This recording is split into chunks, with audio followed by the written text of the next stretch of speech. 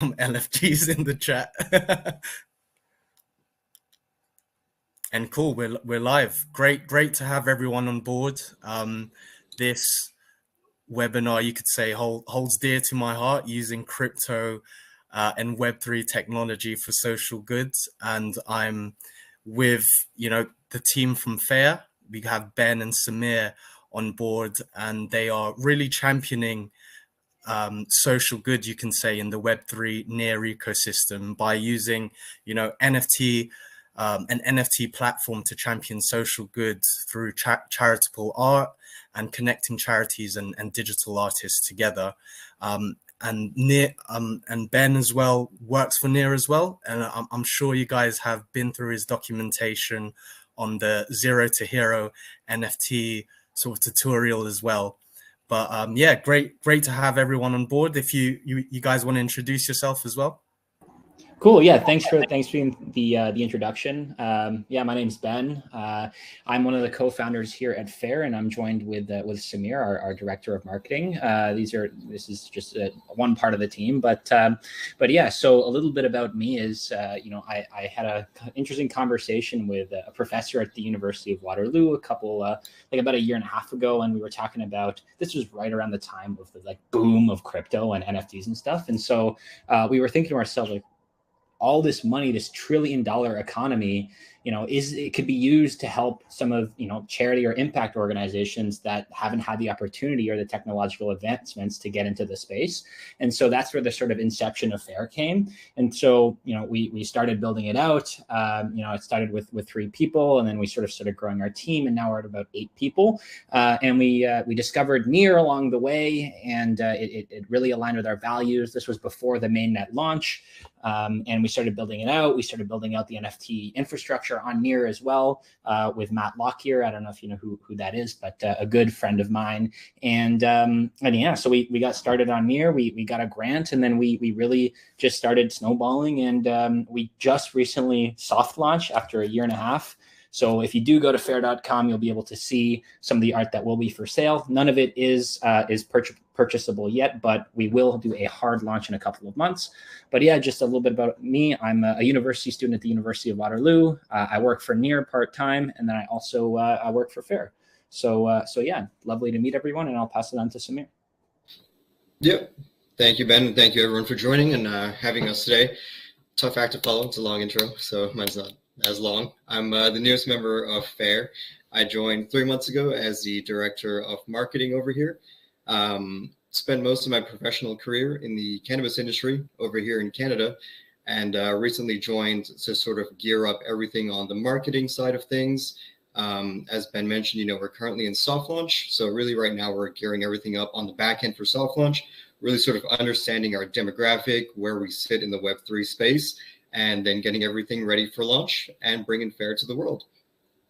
That's amazing to hear, guys. I guess on my part, what the agenda and purpose of this presentation is really to give you an intro and foster some inspiration on how we can actually use Web3 technology to, champion social good. And, so we're going to learn a bit more about FAIR and how they've sort of used that technology to be able to, push social good, and also we'll learn more about the team, their journey, what Web3 is, and sort of for people out there that are looking to really push this challenge and go that extra mile. We'll hear more from Ben and Samir on how it came about from the ideation phase to actually, as Samir was saying, the soft launch of their project FAIR. So in regards to the social good bounty challenge, this challenge is really how can we support a good cause? And in terms of submissions, what we're looking for is really you going out there and drawing inspiration and putting everything together from a plan to a pitch deck format to really solidify, okay, this is my idea and this is how it should impact the world or create that social good. And that could be from creating a decentralized application. I remember one person mentioning that he's looking to, create a decentralized application to foster the donation piece, the transactional piece for donations. It could be an NFT collection where maybe an NFT collection is connected with a community that plant trees. So every NFT piece could be a signal that one tree is planted, and that connects with the actual project. So the ideas are boundless, and it's really choosing your good cause. So, our suggestions could be women in tech, diversity, nature and sustainability, or fostering a community that are on board with the same mission. So really, from this challenge, choose whatever you like and what resonates with yourself. And then at the end, June 26th is when all deadlines for challenges have to be submitted. You can then upload them onto the Showcode platform under the Near Hub. And for this, obviously it'll be under the Social Good Bounty Challenge project brief. Awesome. So yeah, guys, take it away. Cool. Awesome. So I'll pass it on to Samir. Perfect. So we sort of split this deck up. Ben and I will do a dual effort here to sort of give you guys an overview of FAIR, what we do, how we sort of bring social impact to the Web3 space and the digital world. And then Ben will touch a little bit more on the Web3 space, our journey, how we came about, and, what we're really looking to do. So really to start off about FAIR, FAIR is a new website that we're just about to launch, or actually just soft launch, as we mentioned before. And simply put, FAIR brings charitable art to the digital world. So we really have 3 different types of demographics or users on the FAIR platform that we really like to outline. The first is the charity aspect of this. Everyone has a favorite charity. They save the planet, they save the people, fight injustice, and we really want them to thrive. That's pretty much the core of FAIR. That's why we started the platform, really centered around charities. Everything we do is very charity focused, all the art that we have up there, and everything moving forward is very centrally focused on the charities. Secondly, we have the artists, another core component of FAIR. Obviously, being in the NFT space, we want to have a wide selection of art, being a marketplace for donors to come to the website. They can visit the platform, see all kinds of arts from different artists around the world, and even sort the options by, which charities that the artist wants to support. Every artist on FAIR has a choice of who they want to support, whether that be the WWF Foundation or something a little more environmentally friendly. Artists have that freedom to choose which charity they want their art to support. So donors can come to FAIR, say, hey, I want to support this cause, and they can sort through the gallery, find something that sort of aligns with their values, and purchases the NFT. And at that point, the transaction is split, but I can go into more of the financials. We do have a financial slide a little later on, so I'll talk a bit more about that when we get there. So our mission, our vision, our values. Our mission is to support these users that we've outlined in the last slide. And our mantra is we connect donors, charities, and artists to the crypto economy and to each other. As most of you probably already know, the crypto economy is currently worth about $1 trillion after, the recent events in the economy over the past month or so, unfortunately. Even still, that is a huge number. $1 trillion is almost 1/24 of the US economy, if I'm getting my math right there, if anybody wants to check in the comments. But, more often than not, charities are not technically sophisticated enough to operate in the crypto space. They don't really have a platform to leverage themselves in crypto, or really the NFT space as well. So what we wanted to do is sort of bring a marriage to those both worlds. We wanted to give charities a platform on the crypto space to allow accepting of donations through crypto, and allow users to really gain a cool piece of art as well. It's a little added bonus. We wanted to show the world. Oh, sorry. Do you want to go back? Yeah. We really wanted to show the world, what good the huge crypto economy can do by easily connecting to the amazing work of charities. And ease of use is really a core focus for us. And we want to do this in a way that, as you can guess from our name, is fair and fairness to the environment, which is why we chose to build on Near, given their carbon neutral platform. With this intro in mind, I can dive in a bit more to some of the details on the platform and how the platform works on the next slide here. So pretty simple platform. Not sure how many of you guys are familiar with the NFT space, if you use sort of OpenSea before or any NFT platforms. Similar model. So really, we wanted it to be easy for users, artists, and charities to work on Fair and sort of give a very user-friendly platform for them to navigate through everything. And, you know, even if you don't have any knowledge of the crypto space, not very experienced or very new to it, we sort of want people to be able to sort of figure it out on their own. And realistically, yeah, we've broken this down into 3 steps. So step 1 is the NFT upload. An artist can list their creations on Fair and they choose a charity that they want to support. So, you know, let's say somebody has a cool piece of art in digital format and they signed up with Fair. They can upload their artwork. They can choose the charity that they wish to support. And the minting process is extremely simple. We have sliders that can sort of, you know, outline how much % you want to go to the charity, how much % you want to go to yourself, and for the secondary sales too. I can talk about a bit more about that on our transaction model, which is on the next slide. But yeah, once the artwork goes through, it appears in our gallery where all the other pieces of artwork are, and users have the ability to, you know, scroll through our gallery.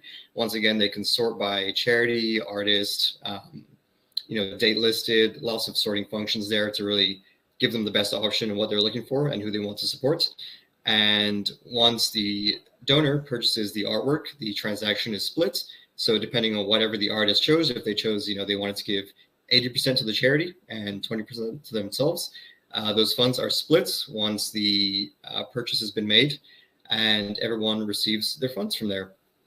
So yeah, very simple process on Fair. And this slide kind of gives a little more in-depth overview. It seems slightly complicated at first glance, but you know, we've broken it down into the primary market sales and the secondary market sales. On the original sale of the primary market, you know, once an artwork is uploaded to Fair and somebody purchases it, the artist can receive from 0 to 48.75%. Realistically, we got that number from taking, you know, the market fee, 2.5% to Fair, and subtracting from 100 and then splitting that into 2. So, you know, the artist can take 0% of, you know, the sale and leave 97.5% to the charity, which is a huge number. Or they can take up to half. You know, we do have a couple of competitors in the space, but, you know, our advantage is that we are very focused on charities. A lot of the competition in this sort of social good NFT space only leave about 5 to 10% for charities. So, you know, an artist gets a majority of the proceeds, but here we really wanted to sort of drive in the point that, you know, we're for charities, we're for social good. And, you know, the minimum that a charity will receive is half of the proceeds. So on the secondary market, the transaction model is a little bit different. So we still have our 2.5% market fee, which is a very small amount, mind you. You know, we like to compare that to sort of a credit card fee for transactions. It's a lot lower than a lot of NFT platforms out there. And we really wanted to do that to leave more room for charities and artists, and even on the secondary market, secondary owners to make money through secondary sales and, you know, provide a more substantial pot to pick from for all of our users. Again, on the secondary market, so the artist and the charity will get up to 17.5%, which leaves a total of 80% for the owner of the art on the secondary market for sale. So, you know, we kind of came up with these numbers as a fair and balanced way to split the transactions. And yeah, we've had a lot of positive user feedback from all of our donors, our charity partnerships, and the artists that we currently work with on that model. And yeah, I will leave the next few slides up to Ben. Cool. Thanks so much for that, Samir. So yeah, just a little bit about our journey and sort of how we came into fruition. So roughly around March 2021, the idea was born, right? And so we just started doing a bunch of research. We looked at Polygon, we looked at Ethereum, we looked at all these different chains, and then we, stumbled across Near. And Near is really, really, really, really awesome in the sense it's carbon neutral, it's fast, it has all this amazing sharding capabilities. The team is great, super, super smart people from the core engineering team. But yeah, the main thing that sort of really kicked us through the door was the carbon neutrality. If those of you are not familiar, Near is carbon neutral. So we offset all our carbon emissions by planting trees, and we've got some awesome programs for that. So that was really what broke through the door. And so then we started getting in contact with the team. We joined Discord. We started asking a bunch of questions, and we were super surprised as to how friendly and informative the team was on Discord, and all of their social media platforms. Any questions that we had, they were willing to hop on calls at like any hour of the day, kind of thing, and just like, hey, this is what, like, I need help, and they're like, yeah, sure, like let's talk through it, kind of thing. Let's throw something on my Calendly. It was great, and so that really helped us. It was a little bit hard because none of us came from a sort of Web3 or crypto background. Like me personally, I'm in university and I spent all my time studying like mechanical engineering kind of thing, and I've never really touched crypto. And so it was really awesome having them sort of explain and help a lot. And the docs were great too. So yeah. And then around July, we applied for a grant. And so we got our first grant around September. So the process was a little bit long back then. They have recently completely overhauled the grant program, but now it's again starting to slow down again because of how many people are applying for grants. So we got in really early. We applied for a grant. We got accepted. And then around October, we launched our first closed beta. So everything was finished in terms of the development. And then from there, we opened it up to friends and family, members of the team and stuff, to just sort of beta test the platform, earn rewards and stuff like that. And we started opening up our Fair Discord server, which still has an extremely small following, but we're looking to grow. We're just starting to sort of make ourselves known because we were very incognito, very not public during the whole development cycle. But yeah, so that was October, and then February we talked at ETH Denver. We had a lot of amazing feedback, a lot of great people that were super excited about the idea. And then now we're in the process of raising. And that's kind of like where we are now. And then I'm going to be at Consensus if anyone's there. We've got some cool marketing plans going on there, but that's just a little bit about our journey. And so maybe something that's relevant is how can someone in maybe your position get into the space and, start building and maybe build a platform and, start a company or something like that.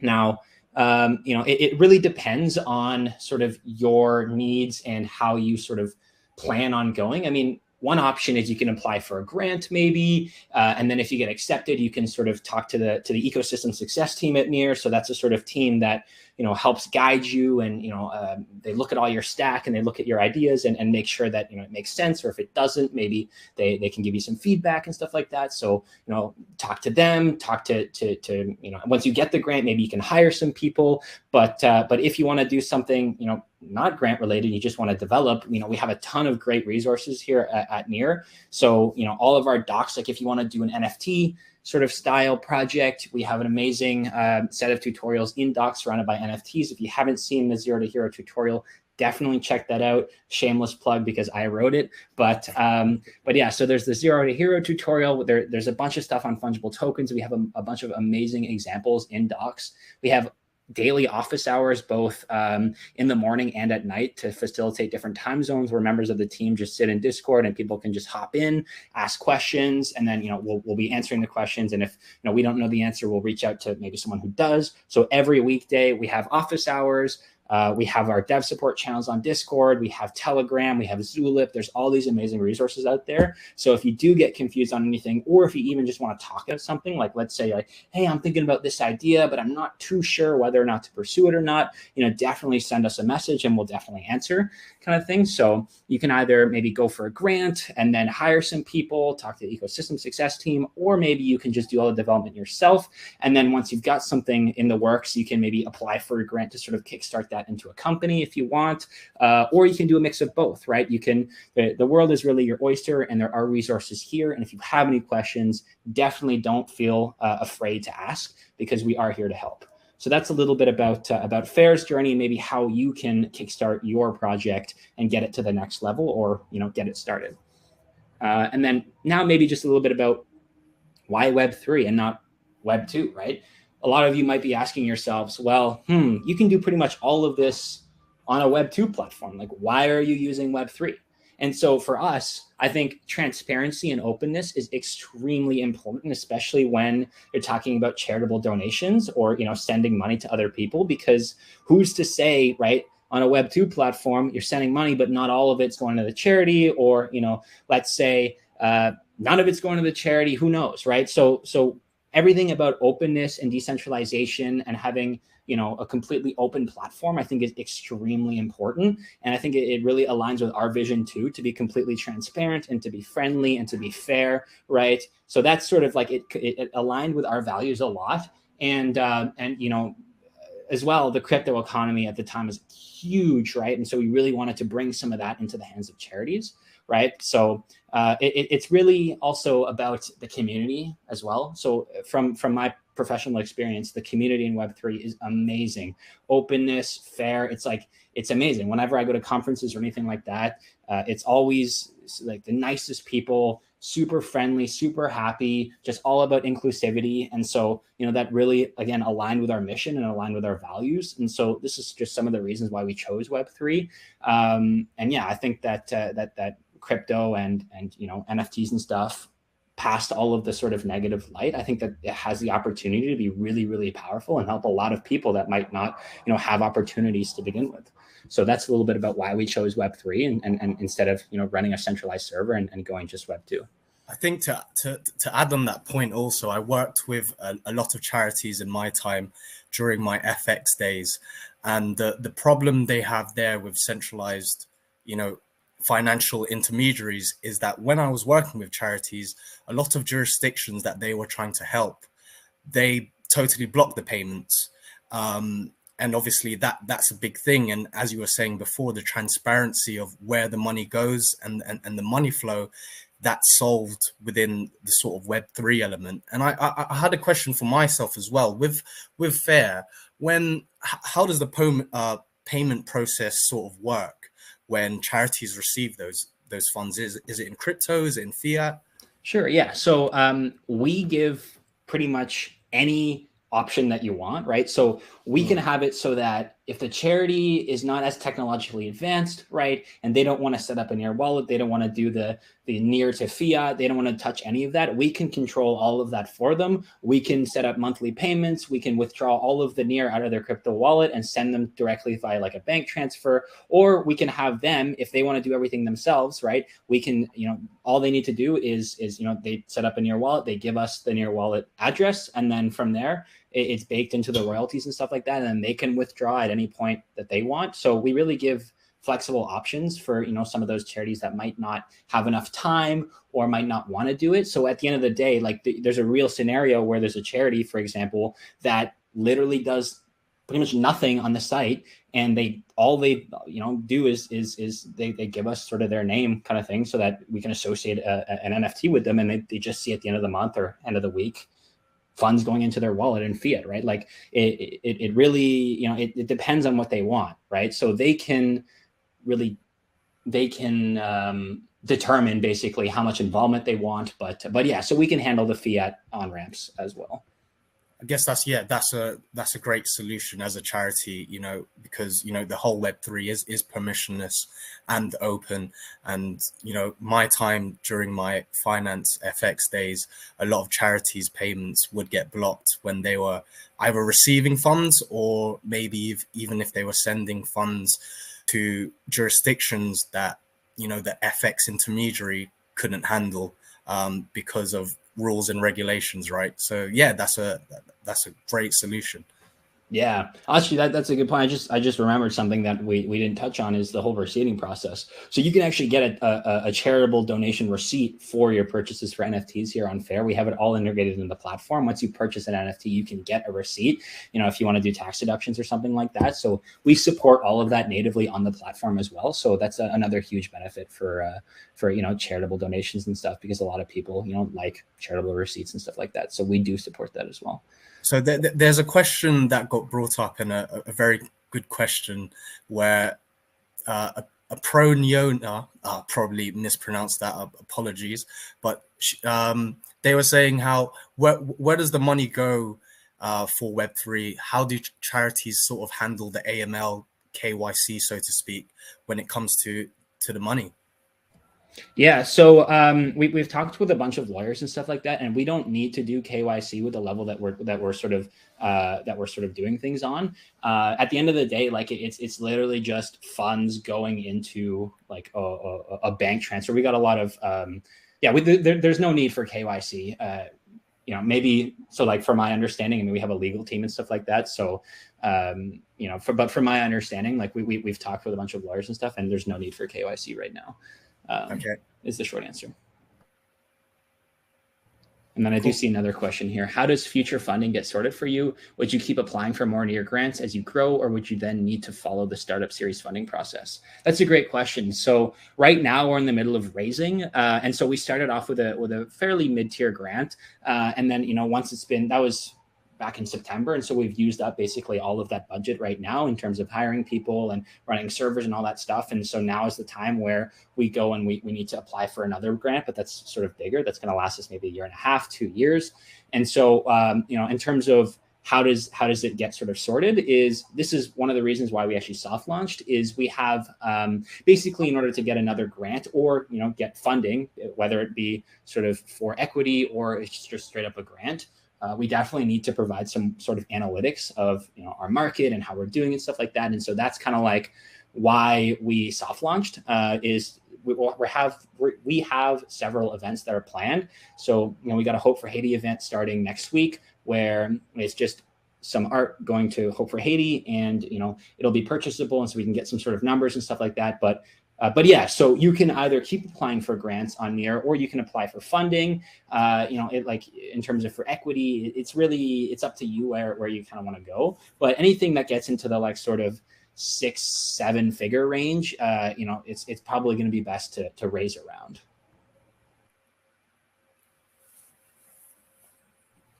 And yeah, so it is in the UK if a charity is to receive anything over 10K. Yeah, so we haven't looked that much in the UK. We are based in Canada, and so our sort of target audience right now is sort of like Canada, US sort of areas for now. I mean, we're definitely branching out, but we haven't looked that much into the laws for UK. But in terms of 10K, I mean, that would be great if anyone donated over $10,000. But for now, the sort of range for the art pieces is minimum around 10 near. So, $50 kind of thing. So we're sort of averaging out that the funds will be around $50, $100, $200 for an original art piece. Now, we'll have some pieces that are more, that are less, but if it's over 10K, then great. That would be awesome, right? I haven't researched that much into the UK sort of legal standpoints, but yeah. Cool. Looks like that's all the questions for now.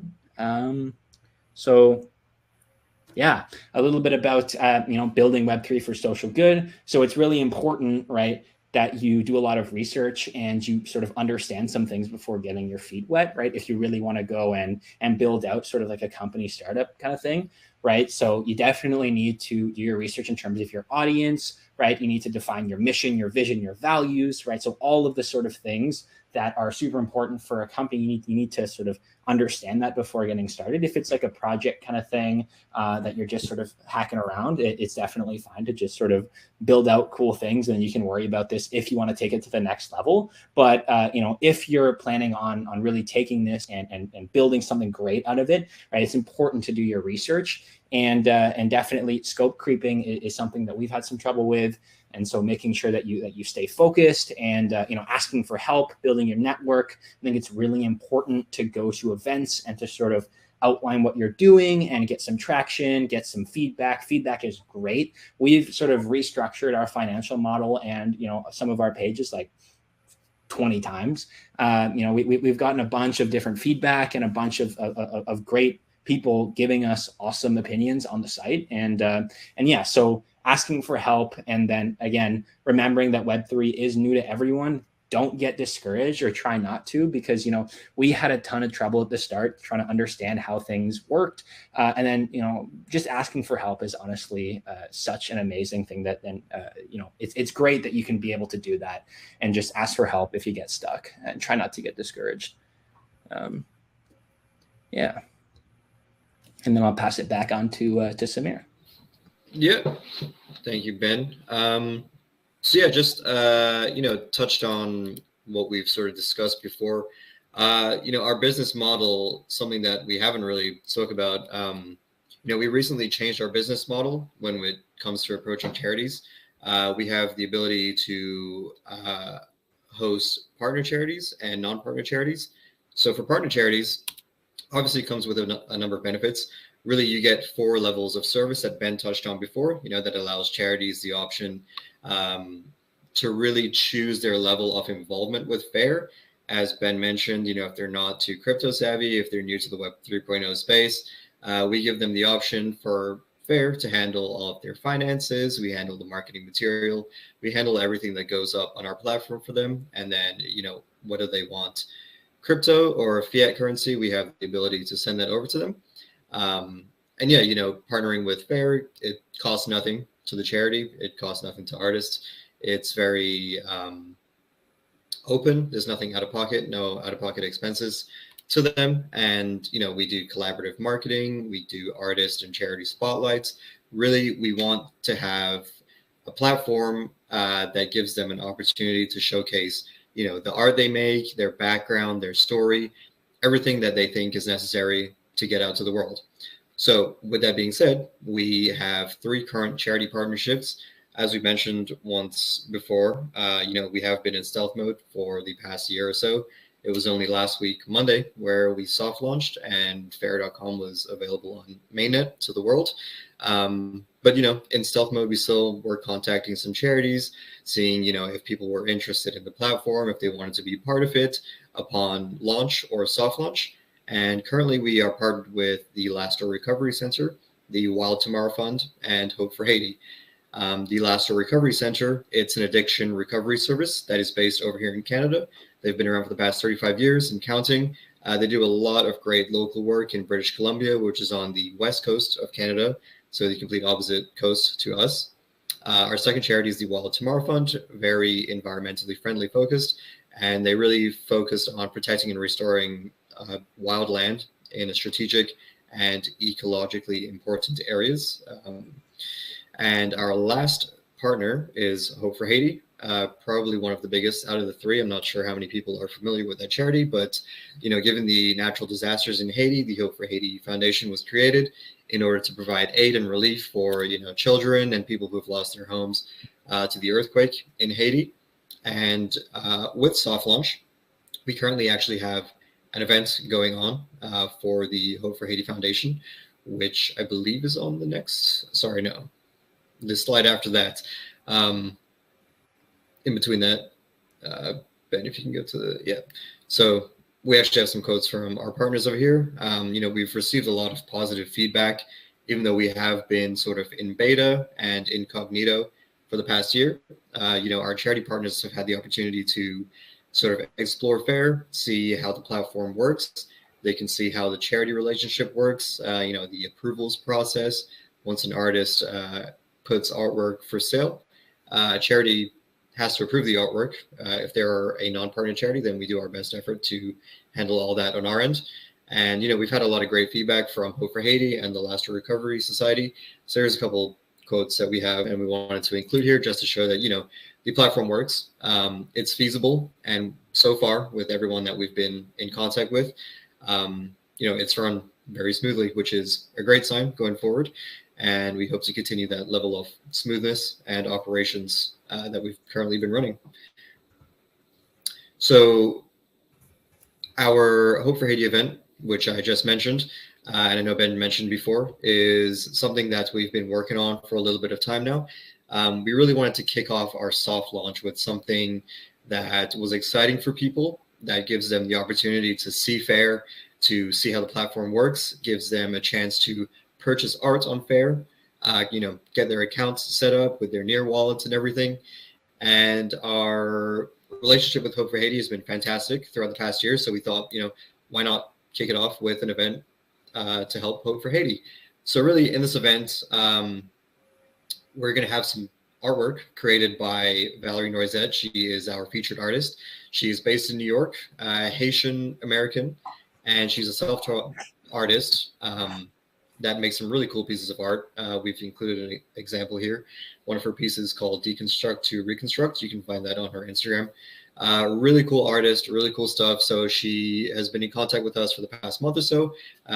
She has her account set up, and we're going to be putting some artwork of Valerie's on our website, which donors can actually purchase, and the proceeds will go to Hope for Haiti. You will be able to see other pieces of art that we have on the website, but for the sake of the soft launch and the event purposes, the buy button has been turned off. So the only pieces of art that you can buy is for the Hope for Haiti event.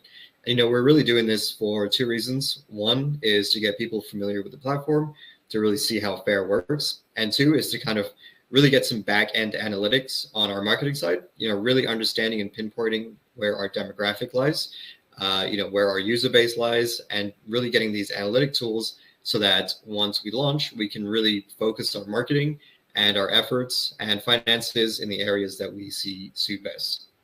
So it'll be really cool if you guys came along to the website next week and bought some art or checked it out, created your accounts, see how it works. We're all really excited to get this launched and up and running after, the team has worked so hard for the past year to get everything going. Your support would be fantastic. And, if you guys want to take a picture of this, some of our contact information, if you have any questions, just shoot them all to Ben. I'm just kidding. You can shoot it to me as well, or anyone else on the team. And we actually have a QR code here that provides a link to our link tree. I presume most of you guys in the Web3 space are on Twitter, but we have our Discord up there. We have our Instagram, our LinkedIn, our Twitter, and there's one more that I'm missing.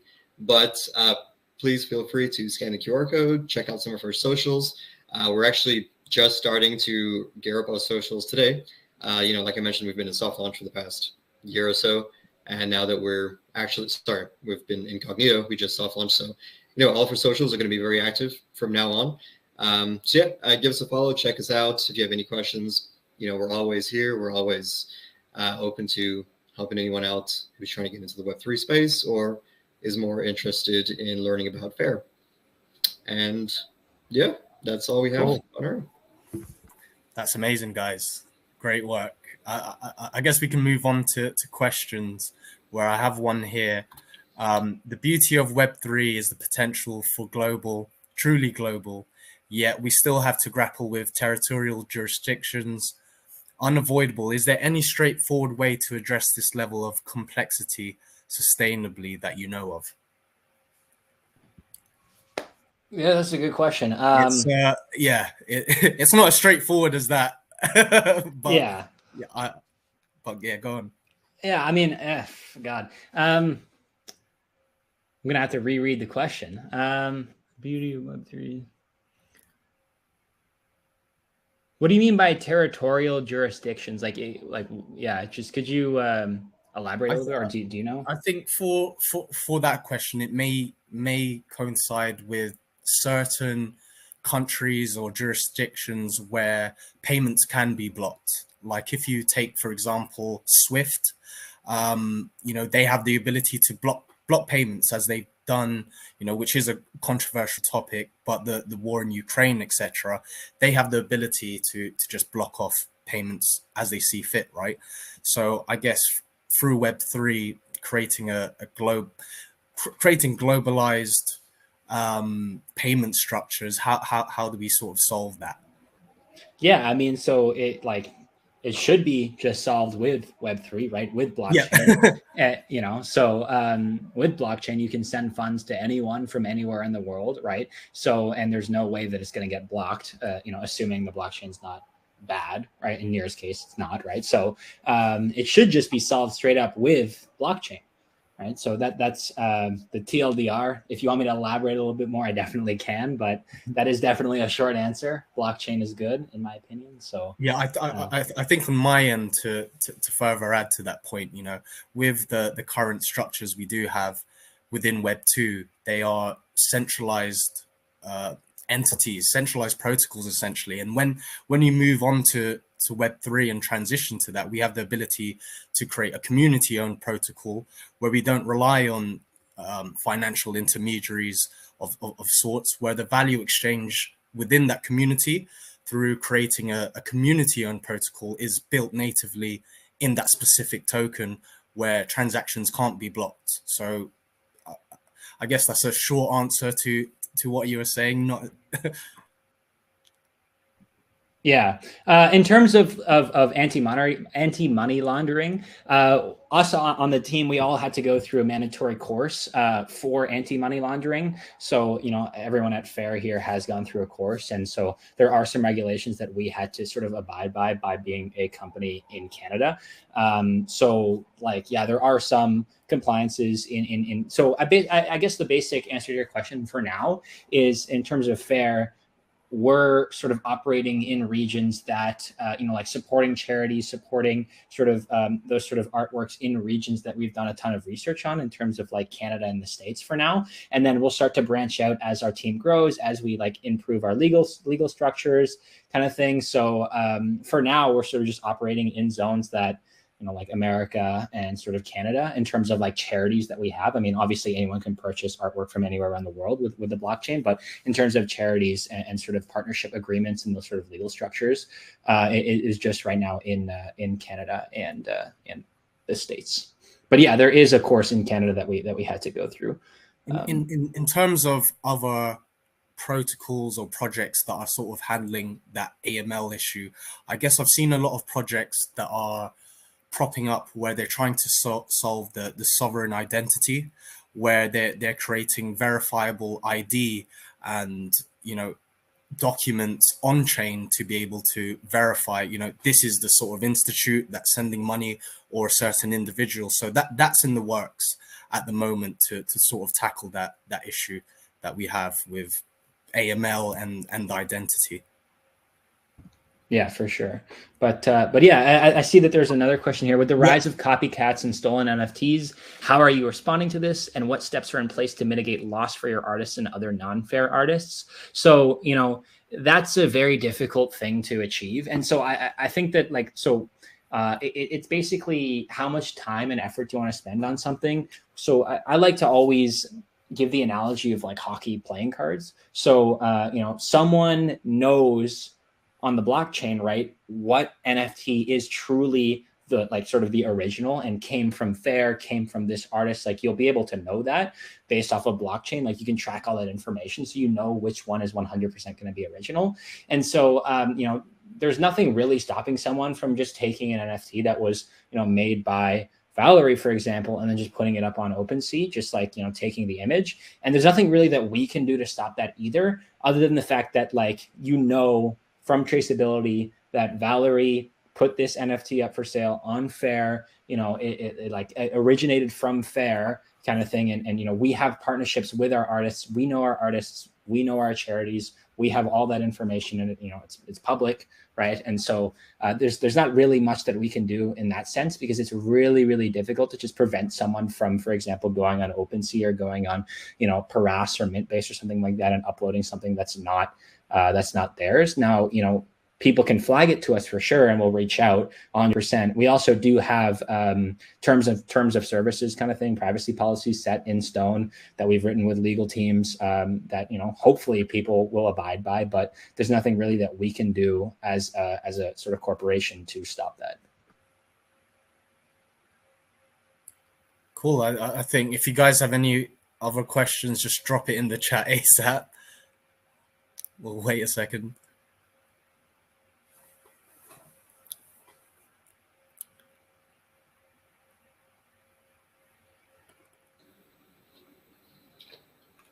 Yeah, I guess that's it for now. I guess to wrap it up, thank you, Ben. Thank you, Samir, for your time, and thank you everyone for joining.